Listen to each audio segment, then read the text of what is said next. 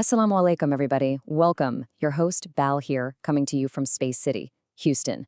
Today, we're going to dive into a very specific, very cool sound in the Quran that I call the this and that sound. Now, you're probably wondering what on earth I'm talking about, so let's just get right into it. So, what is this mysterious this and that sound anyway? It's a sound that pops up all over the place in the Quran, and get this, it's tied to one of the most powerful statements right at the very beginning of the book. Ready to solve the mystery with me?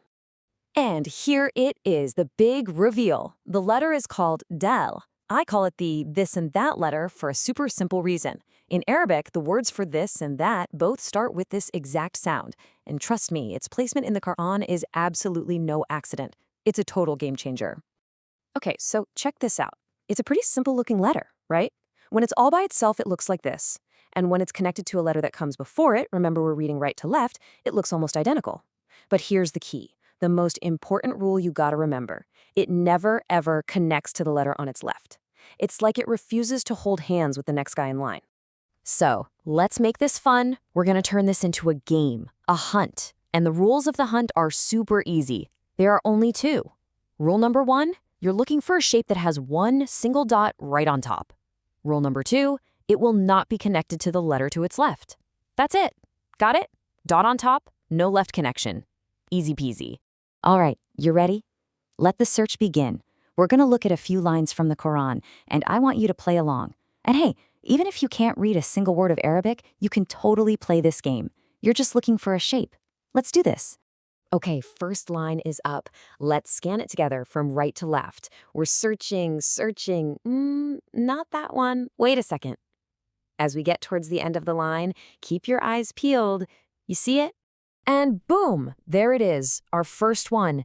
Look at that, it follows our rules perfectly. You can see the little tail connecting it to the letter on its right, but look, there's a clear gap between it and the letter on the left. And of course, that single dot sitting right on top. Perfect find, nailed it.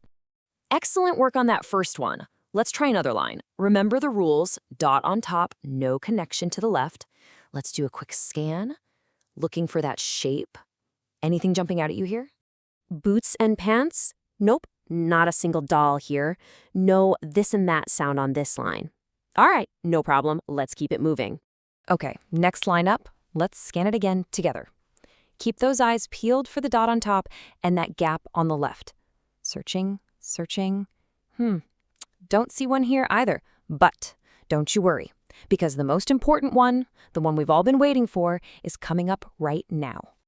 And that brings us to this, the ultimate find.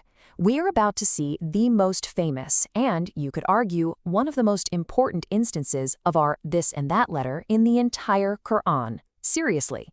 And there it is. Look at that, the very first word on the far right.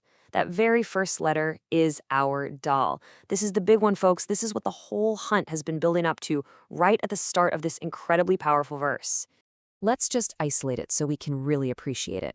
The phrase is, Dhalika al-Kitab, and it all kicks off with our hero letter, the star of the show, the Dhal. So why is this so mind-blowing? Well, what does it mean? It means that is the book. Now think about this. This phrase comes immediately after Al-Fatiha, the opening chapter, where we pray, guide us to the straight path. And what's the very next thing Allah says? He starts with this, pointing and saying, that is the book, the guidance you just asked for. It's the direct answer to our prayer. And it all starts with our little this and that letter. Absolutely powerful. So we've found a couple of really key examples together. But guess what? The search isn't over. Not by a long shot. Now it's your turn to take over the hunt. Now, I went through that pretty quickly, and I'll be honest, I might have missed some. So here's my challenge to you. Go back and look at those lines of text we just scanned. How many more dolls can you find? And hey, don't just stop here. Go back and rewatch this to find any I missed. Or better yet, grab a mushaf, that's a physical copy of the Quran, or hop online to a site like Quran.com. You can even ask for help at your local masjid. Keep the hunt going and see how many you can find. Tally up your count and then drop a comment below and let me know your final number. I can't wait to see what you find. See you soon.